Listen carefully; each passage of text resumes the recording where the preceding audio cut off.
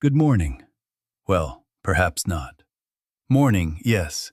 But if you have come with a head already buzzing, with the heart beating ahead of itself, with fingers restless for the next scroll, the next answer, the next fix, then it is not yet a good morning. And I say that not to dramatize you, but to tell you the truth I have been up with through the night. There is no subject more important at this moment than the one before us, because it touches the very seat of government in you. You feel urgency, and urgency insists, do something. Do it now. Fix the mind, quiet the thoughts, conquer this noise. That, my dear, is the mistake. Now listen closely.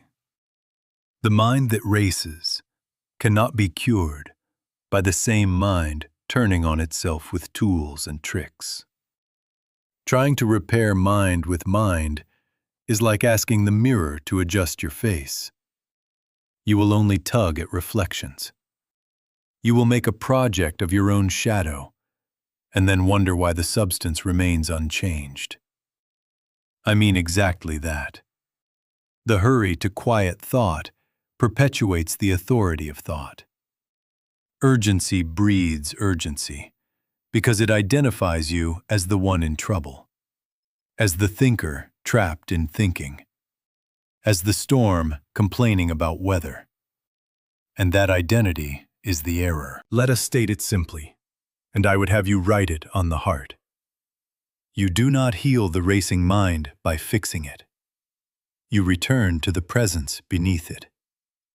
There is a presence beneath and before thought, not opposed to it, not at war with it, but prior to it, its life, its source. You can reach it, not as an achievement, not as a new technique you master, but as a return to what is already here, already being you. I am not offering you a theory of improvement. I am offering you a doorway into immediacy. We will, in a few minutes, walk through a brief practice, a 3-minute reset, which is only a door. Close the eyes, withdraw consent from the storm. Listen for the stillness beneath words. That is the door. But a door is nothing if you do not know where it opens. And it opens into an identity. I am. Not I am a thinker. Not I am a fix-it machine. I am. When identity is righted, when presence is recognized as cause and mind as effect, grace governs, and the mind falls into line like the light follows the sun. If you attempt to take this in with intellect alone, you will strain. You will file it under good ideas and continue racing. Do not do that. Feel for it. Recognize it. Live it. The understanding we seek is not an explanation. It is an experience of being.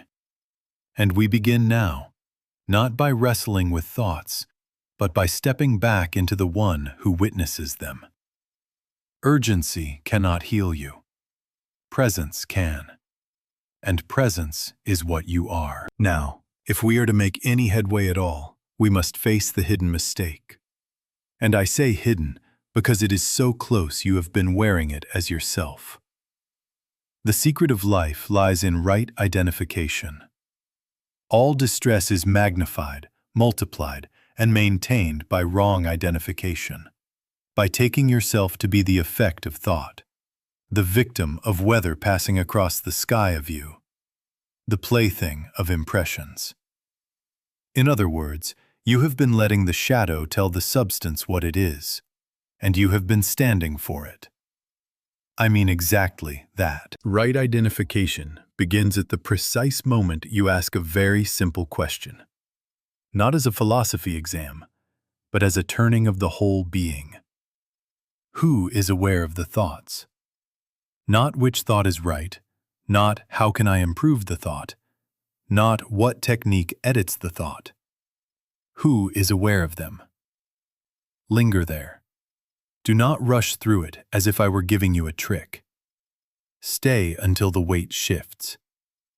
Because if there are thoughts, and there is awareness of thoughts, you cannot be the same. You are not the bundle. You are the awareness in which the bundle appears and disappears. You are the light by which the movie is seen, not the film that flickers and burns. Take the next step with me. Where is God? If you make God an object to be found, you have already separated yourself from what is omnipresent. If you say, out there, or up there, you have given distance to that which is nearer than breath. The answer is, I am. That quiet sense, before you call it anything, before you label it thinker, doer, anxious, serene, that I am. Not as a sentence to recite, but as the living fact of being. The one that knows I. The one that remains when thoughts arrive and depart. God realized is not an object achieved, it is identity remembered. Do you not see what follows? If I am is the cause, then thoughts are the effect. If I am is presence, then the mind is instrument. When you identify as the instrument, you suffer every discordant note. When you rest as the musician, the instrument finds its key. And so every distress that seemed so urgent was only the friction of wrong identification. Effect trying to govern cause, echo pretending to be the voice. Now a gentle warning, and take it with love. The mind will try to steal even this.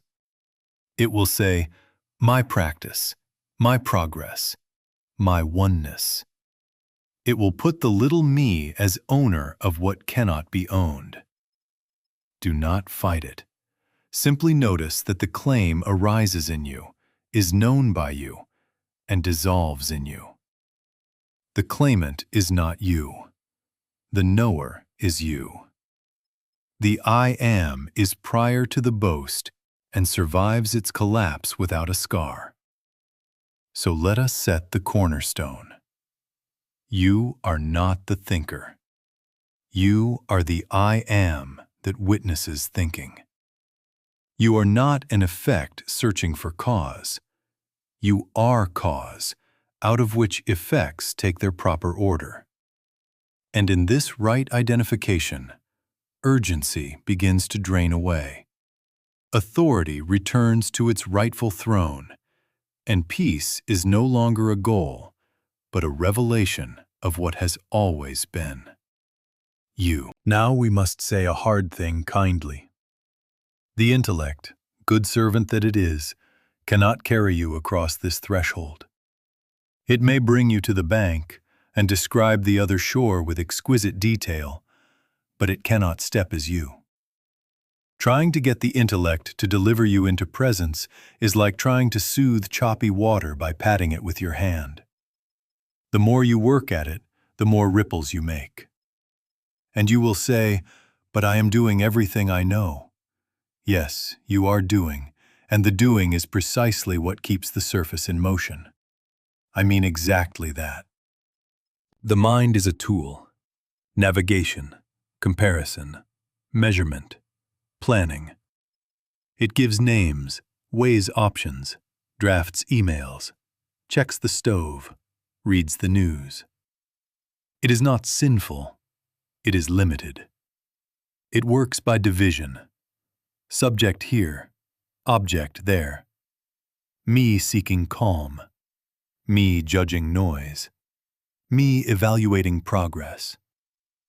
And, notice this. Every time you say, I must get calm, you have already created two. You and calm. Two-ness cannot yield oneness. In other words, the very structure of thought presupposes separation. It can recite peace. It can write poetry about peace. It cannot become peace, because peace is not an object to be held by a subject. Peace is the nature of the subject before it divides itself. Do you not see? A thermometer can report temperature, but it cannot heat the room. A map can outline the route, but it cannot move your feet. The dial on the radio does not create the music. It reveals what was already filling the air. In the same way, the mind can report about presence, but only presence can reveal peace. The attempt to force quiet by strategic thinking only strengthens the thinker identity, that is the very noise we wish to transcend. That is the trap. So what then is the counter-move? Do not fight the stream. Go beneath it. Let the surface flow. Return to the stillness that was present before the first thought arose. This is not passivity. It is rightful authority. It is the I am reclaiming its place as cause, allowing the mind to resume its proper role as effect. Close nothing down by violence. Withdraw consent from the storm. You do not have to stop a single wave. You simply cease being the wave and rest as the ocean. Set your expectation properly. This is not a dramatic trance, no fireworks, no mystical anesthesia. It is more like a soft unhooking, a widening, a gentle relief, as if a tight strap around the chest loosened without your hands. Spaciousness appears, not because you manufactured it, but because grace was never absent and your identity turned toward it. Quiet awareness, simple being. You will know it by its tone, not effort, not crowing triumph, but humility and ease. Presence does the revealing. Mind takes notes afterward. And when this is understood, even a few minutes are enough, because minutes are measured by mind, but the I am is timeless. Now, close your eyes for a moment. Not to escape, but to turn within. We are not going anywhere. We are ceasing to run. Let the world be as it is for 3 minutes. The phone can ring without you. The news can move without your consent. You are coming home to the simplest fact. I am here. First, feel the body, but only as sensation, not as a project to fix. Notice the points of contact, the weight of you settling into the chair, the feet touching floor or fabric, the hands resting with their quiet warmth. Let the breath come and go without coaching. Not deeper, not better, just noticed. Inhale is given, exhale is released. Feel how life is being breathed without your management. Notice temperature on the skin, the hum of a room, the pulse faint in the wrist or the throat. Do not name it pain or pleasure, tight or loose. Feel it as presence, as aliveness. This is not a machine to tune up. This is the temple in which you are addressed. And as you feel, soften the forehead. Unpin the tongue from the roof of the mouth. Let the belly be unimportant. You are not improving anything. You are discovering that even now, being is. Now, thoughts will come. Let them. Let a whole parade go by if it wishes. Plans, regrets, arguments, headlines, yesterday's cleverness. Do not swat a single one. When a thought appears, label it gently, as if you were pointing for a child. Thought. Not my thought. Not true or false. Simply thought. Then let it pass, like a bird crossing the sky you are. And when another arises, thought. You are withdrawing consent. You are refusing deputization. You will feel the old habit try to enlist you. Come, fix me, chase me, believe me. Smile inwardly. Thought. I mean exactly that. You are not the thinker hurrying after its own tail. You are the awareness to whom the thinker reports. Now, introduce, softly, perhaps once only, the phrase that is not a phrase, but recognition.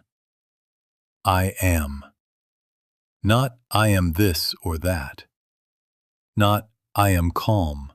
Not I am spiritual. I am. Whisper it if you must. Then be quiet. Let it settle of itself, like a feather on still water. This is not an affirmation to persuade a busy mind. It is the name of what is here before the first syllable forms. Rest in that. Notice the still, simple being that requires nothing to complete it. Presence is not produced. It is acknowledged. Do you notice the difference? You are not making something happen. You are ceasing to interfere. The river of mind may continue, but you have stepped onto the bank as the witness of it. Sensations continue, but they no longer testify against you. Thoughts continue, but they do not govern. The reset begins exactly here, when identity is withdrawn from the traffic and rests as I am. Stay for a few breaths with no project, no fixing, no report. Only this: I am. And let grace, which is already the life of you, be felt as the quiet that remains when you stop leaning into the storm. Now leave the words. You have whispered, I am. Good. Now let the speaking stop and let the listening begin. This is a subtle movement, but it is everything. Shift from saying I am to listening from I am. As if the I were an ear, as if being itself were listening.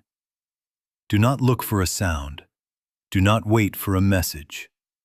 Attend to the quiet that is here before a syllable forms. The inner ear turns away from mental speech, and in that turning, oneness is not produced. It is heard and felt. Notice the small pause at the end of the exhale before the next breath arrives of itself. There, that unclaimed instant. Do not stretch it or clutch it. Recognize it. The same pause appears between thoughts, not an achievement, not a prize, but a natural clearing that was present while you were busy at the surface. Let your attention rest in that clearing, the way a feather comes to rest on still water. If a thought lands, do nothing to it. Thought. And the clearing remains. Your discovery is not the absence of thought. It is the presence of a silence that does not depend on their absence. Go down deep. I mean exactly that. Go down within your own being, beneath the noise of emotion, beneath the echo of yesterday's memory, beneath the commentary announcing what this means about you. Down. How? By not rising to the bait, by letting the silt of agitation settle of itself. You are not pushing anything aside. You are ceasing to stir it. And as you sink from the surface into the body of the ocean, notice the temperature of awareness change. Cooler, wider, unhurried. I go down deep, not into trance, but into what is always here when I am not busily scraping the surface for proof. If distraction takes you, good. That noticing is already grace tapping you on the shoulder. Label it thought and return. Do not condemn yourself. Condemnation is only another thought seeking your badge. Refuse deputization. Return gently. 100 times if needed. Each return polishes the inner ear. Each return weakens the habit of letting the mind sit in your chair. Over and over, with kindness. This is not discipline as punishment. This is fidelity to your own identity. Now attend for the signature of it. A softening in the brow. Space around the heart, as if the ribs were not a cage, but a porch open to quiet air. A sense, not dramatic, not loud, that you are being held. You are not holding peace. Peace is holding you. Grace is recognized, not achieved. You are not accomplishing silence, you are consenting to it. You are not manufacturing oneness. You are hearing what was singing beneath your thoughts while you were busy humming your tune. And, let that be enough. Stay like this for a few breaths. Not measuring, not peeking to see if it is working. Let I am listen to itself. Presence reveals, the mind can report later. For now, you abide as the listener, not the talker. When the inner ear turns away from mental speech, the still, small something is not far off. It is here, and it is you, as you let being be. Now, while you are still listening, let one more step be taken. The step that turns the whole arrangement right side up. Presence is cause. Thoughts are effect. Effects do not govern cause. In other words, the stream does not push the mountain. The mountain gives the stream its course. You may feel a subtle click as this is recognized, because everything in the human picture has trained you to chase effects as if they were life. They are not. Life is presence. Mind is its instrument. I mean exactly that. Take the simplest analogy. Oranges do not constitute supply. You could stack a room with oranges and still be poor if the tree were dead. The oranges are fruitage. The life of the tree is supply. So it is with thoughts. Thoughts do not constitute life. You could amass 1,000 bright conclusions, 10,000 meditations, and be as restless as before if the consciousness that gives rise to them is not recognized as yourself. Consciousness, the I am, is the tree. Thoughts are the oranges. Enjoy them as fruit. Do not mistake them for the root and the life. Or take money. Dollar bills do not constitute your wealth. You constitute your wealth. The consciousness of life, intelligence, love, order, out of which forms appear and disappear. Now bring it home to peace.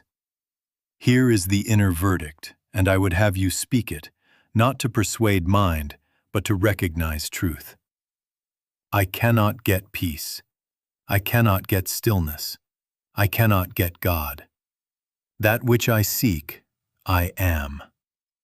When that is said from the heart, not as a boast but as recognition, bargaining with the mind ends. No more, if I quiet down, then I'll be okay. We begin from okayness itself. We rest as presence and let quiet be the natural effect. We start at the tree and allow the oranges to ripen in their season. Do you not see what follows? The moment you stand as cause, the racing mind is disempowered without a fight. An effect cannot command the cause. The needle on the dial does not compose the symphony. It points to what is already in the air. So the mind, relieved of the throne, reports rather than rules. It describes rather than dictates. You need not strangle a single thought. You need only refuse to abdicate. Rest 1 minute, 2, 3, as I am, and let grace be the cause and the mind the effect. In that recognition, the noise may still pass, but it has lost its authority. It becomes weather. It becomes Tuesday's wind. Now, understand this with love. What you have touched is not a stunt. It is not a spiritual sedative to reach for in emergencies. This is identity. This is the seat of government to which you return again and again until return gives way to abidance. If you treat it as a technique, you will time it, measure it, and the mind will quickly reassert itself as manager of the show. If you acknowledge it as what you are, the show changes master. We will speak of integration because this must be lived, in email and traffic and family and headlines, not as a momentary hush, but as the unchanging cause from which all right effects appear. For now, let the verdict hold. Presence is the cause, thoughts are the effect. And because that is so, peace does not have to be captured. It reveals itself as the one you are. Now I must prepare you for what is already happening to some of you. After those few minutes, a sweetness, a hush. And then, email, traffic, names to remember, problems to solve. And the mind surges as if the gates had been lifted. You say, it wore off. No, presence did not wear off. Presence cannot wear off. What happened was simpler and less tragic. You stepped back into misidentification.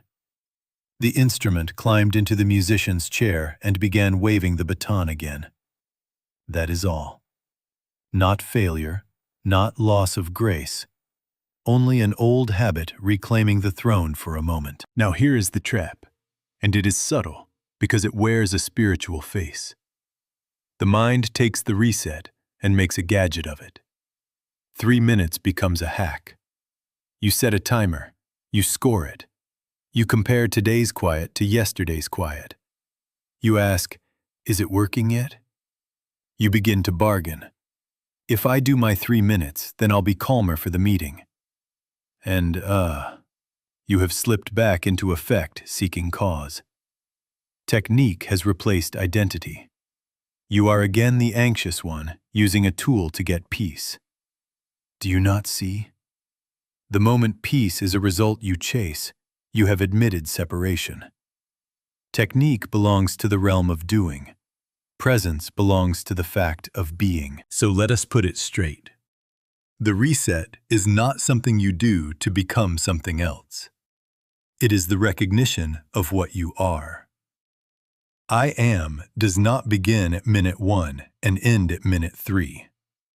I am precedes time. The practice is not manufacturing, it is remembrance.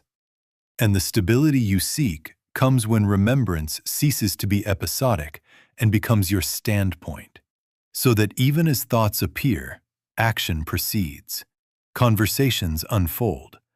The felt truth, I am, remains the seat from which you live.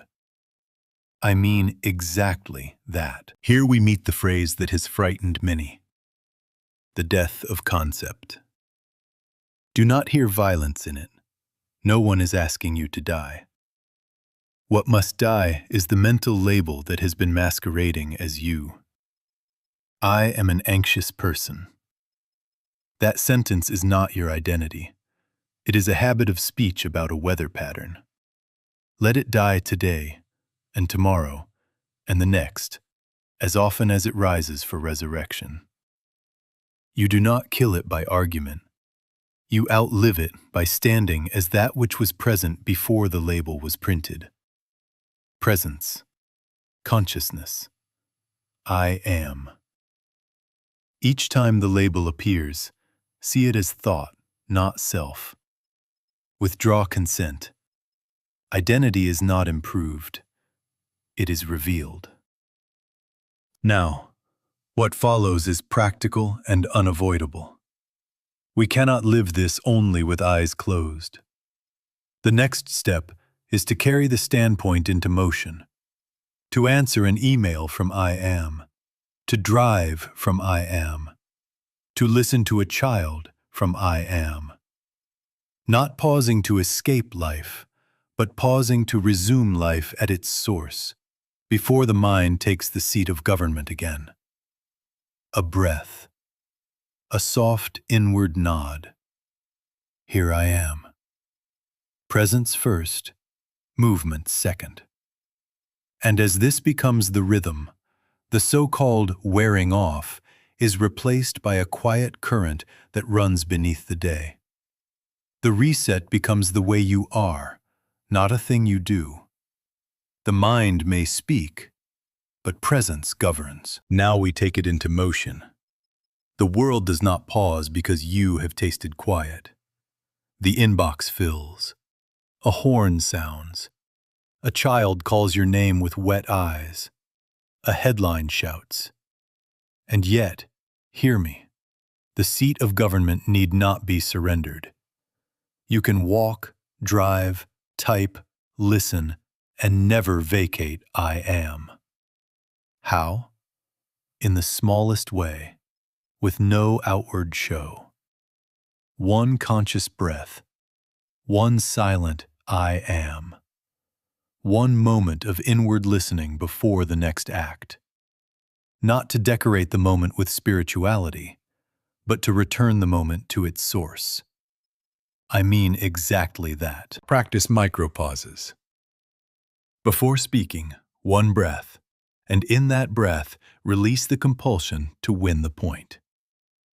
Before replying, eyes soft, I am, and then answer from the one who is not hurried. Before scrolling, notice the impulse, label it thought, rest 1 second as witness, then proceed or do not proceed as presence moves. These are not delays, they are placements. You are putting the lamp back on its stand before you light the room. It costs you a heartbeat. It returns to you an hour's worth of sanity. Take it right into the scenes that trip you. The email that needles. Read it. Pause. I am. Listen. Then respond. You will feel the tone shift from defense to clarity. The car that cuts in. Hands on the wheel. Jaw soft. I am. Listen. And perhaps you let it pass without a story. Perhaps you adjust with alertness. In either case, you remain cause, not effect. The child's cry. Kneel if you can. Breathe. I am. Listen beneath the words for what is truly being asked. Then speak from presence. The news. Before you repeat, react, rally. Breathe. I am. Listen. And you may still act, call, vote, give, but free of fever. Do not confuse this with passivity. Presence is not a spectator. Presence is the light by which every wise act is seen to be timely. Out of I am, a firm no is loving and free of resentment. A clear yes is steady and not performative. A silence is filled with understanding rather than withdrawal. In other words, intelligence, timing, and discernment belong to presence as fragrance belongs to a flower. The agitation of personal fear adds nothing. It only blurs the exact line of right action. Now, watch the fruitage. You will notice fewer compulsive thoughts hammering for your attention. The subject line loses its sting. Traffic becomes weather, not warfare. Words come that you did not plan, clean and kind, and they land because they carry no hidden barb. You correct faster when you stumble, without the theater of self-accusation. You will see doors open because your hand reached them at the moment they were unlocked, and you will call it coincidence until you learn the language of grace. Rooms change temperature when you enter, not because you tried to be healing, but because you refused to vacate the seat of government, and presence walked in as you. Make a simple day of it. Choose 3 thresholds: the send button, the doorknob, the phone unlock. At each, one breath, I am. Listen, then move. Not superstition, not barter. Remembrance. Do you not see? Either you will live as effect, pushed and pulled by every stimulus, or you will live as cause, letting presence govern response. The difference is a heartbeat long and a life wide. Take the breath. Whisper, I am. Listen. And then let the mind be the effect, while you remain what you are. Now, let us meet the objections that come as soon as you take one step home. They are not enemies. They are the mind's attempt to reassert identity. Treat them gently, and do not argue. See them for what they are. Effects trying to take the seat of cause, and withdraw consent. I can't stop thinking. Good. Do not attempt it. That is not the instruction. You are not asked to stop the clouds from crossing the sky. You are asked to stop climbing ladders to rearrange them. Thoughts may come 100 in a minute. Let them. Your work is to cease identifying as the thinker and rest as the awareness in which the thinking appears. Label it, if you must, as you would point something out to a child, thought, and then return to I am. The heart beats. The lungs rise and fall. The mind produces content. None of that is you. You are the life in which those motions occur. I mean exactly that. It works only briefly. Of course it does, until repetition loosens the old habit. Do not call a return a relapse. Call it success. Each time you notice you have slid back into the stream and you step onto the bank again, you have strengthened fidelity. Windshield wipers do not fail because the rain keeps falling. They succeed every time they clear the view. So let the 3 minutes be 300 times a day if needed, without strain, without keeping score. Presence is timeless. Minutes belong to mind. Every return is a yes to identity, and that yes matters more than any length of silence you could accumulate. I feel nothing. Good. Let that be all right. The mind expects fireworks, but grace often arrives as ordinariness, as simplicity, as a small unclenching of the brow, as a sense that you are being breathed rather than forcing life. Do not turn subtlety into lack. Refuse the demand for spectacle. Humility is the doorway. Presence is known more by the absence of compulsion than by a thrill in the spine. You are not manufacturing an experience. You are recognizing what is always here. Now we must correct the spiritual ambition hiding under these. Wanting a special state, bliss, visions, lights, keeps you a seeker, and seeking maintains separation. Oneness is not an experience you keep. It is the identity you are. Experiences are weather, moving, changeable, sometimes bright. Do not chase weather. Be the sky. Enjoy fruitage when it appears, but do not make a god of oranges. Cause is what you are. Effects come and go. Re-anchor now, briefly. Close your eyes. Feel the weight of the body on the chair. Let the breath come and go without help. Whisper once, softly, I am. Listen one moment as if your being were an ear. Thought? Let it pass. Release the demand for proof. Open your eyes and proceed. Obstacles do not announce failure. They reveal where the mind seeks the throne again. Smile at them. Refuse deputization. Return not with violence, but with the quiet authority of cause. Presence governs. The mind may speak, but it is the effect. And because that is so, even this very moment, busy, ordinary, is holy enough. Thank you. Now we must put a stake in the ground, because inspiration without discipline becomes another bright cloud. This is not content to consume. This is a sentence to live with until it becomes the way you breathe. I am going to give you one line, and I would have you make some, provision for studying it afterward. Write it now, later, tomorrow morning, Write it by hand. Put it where you cannot avoid it. The line is, I don't fix the mind. I return to the presence beneath it. I mean exactly that.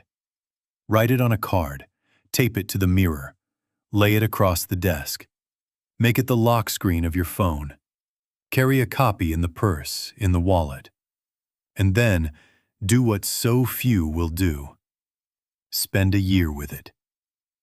I don't know how you could spend less than a year on that one sentence, because every trouble of yours is contained in forgetting it, and every freedom in remembering. Do not read this the way you read headlines. Read it as you would drink water in a desert, slowly, with gratitude, letting it reach every cell. Morning. Before the foot touches the floor, 3 minutes. Eyes closed, breathe uncoached. Whisper once, I am, and let the sentence do its work. I don't fix the mind. I return to the presence beneath it. Midday. 3 minutes again, precisely when the day says you do not have time. That is the moment you must not vacate the seat of government. Evening. 3 minutes before sleep. Not to obtain a dream, but to end the day where it began. In cause. And between these, 100 micro-pauses when stress rises.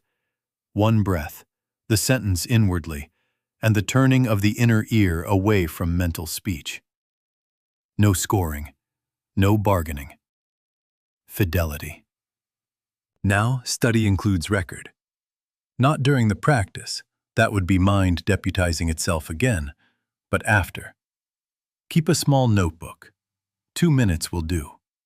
Write what was noticed. Where did identity shift from presence to thinker? Where did it shift back? What lured you? Fear, pride, the need to be right? Where did grace take the reins without your managing? These are not confessions for blame. They are testimonies of unfoldment. You are learning your own inner weather and discovering you are the sky. Make the choice plain because it is plain. Either you accept the world's concept, I am anxious and must cope, must hack, must wrestle my mind into quiet, or you undergo the transformation of identity. I am, and thoughts are visitors. Visitors may be welcomed or dismissed. They do not own the house. Presence owns the house. The decision lies with you. Choose once every hour. Choose with the card on the mirror. Choose with the phone in your hand. Choose with the breath you did not arrange. Freedom does not come by collecting sentences. Freedom comes by sustained inner unfoldment, living with one truth until it is no longer borrowed language, but your natural standpoint. Return to the presence beneath it. Return when you wake. Return when the traffic swells. Return when the room is dark and the mind rehearses. Return until returning gives way to remaining. And then let grace be the cause and the mind the effect, as quietly and surely as dawn follows night. Thank you. Now, let us gather the thread and see that it is one thread. You began pressed by urgency, the mind racing, as if speed itself were salvation. We announced the scandalous mercy. You do not fix the mind. You return to the presence beneath it. We corrected the hidden mistake of taking yourself to be the thinker instead of the I am that beholds thinking. We proved, by your own inward taste, that the intellect may describe the coastline, but cannot step on the shore. Only presence reveals peace. We withdrew consent from the storm, listened for the still, small something, and set the arrangement right side up. Presence as cause, mind as effect. We refused to let technique usurp identity, carried the standpoint into email and traffic and family, addressed the mind's objections without a quarrel, and took one sentence as a year's companion. One thread, one secret, right identification. Now, one last time together. Close your eyes for a moment. Not to go away, but to come home. Feel the body as sensation only. The weight seated. The breath arriving uncoached. The quiet warmth of the hands. Whisper once, softly, without ornament. I am. Then stop speaking and listen from I am. Do not reach for a thought. Let being be. The pause after the exhale is given. Recognize it, but do not clutch it. If a thought comes, thought, and let it pass. Stay 1 or 2 breaths in this simple fact. I am. Now, open your eyes, but do not lose what cannot be lost. Let the room appear inside the same presence you just tasted. I mean exactly that. This is the quiet proof. Not thunder, not spectacle. Gentle mastery. The mind may speak, but presence governs. You do not overcome the tide, you stand as shore. You do not command the weather, you remain the sky. And, the promise is plain enough to be trusted in the middle of a Tuesday. The reset is always available, because presence is always present. You are not traveling, you are returning. You are not manufacturing, you are remembering. Cause is what you are. Effects are what appear. So let us seal it as a vow so simple the mind will call it nothing. And that is why it will hold. The next time the mind races, I will not wrestle. I will return. One breath. I am. Listen. Resume. No scoring. No bargaining. Fidelity. Let this be said not once but hourly, whenever the seat of government trembles, until trembling gives way to ease, and ease to trust.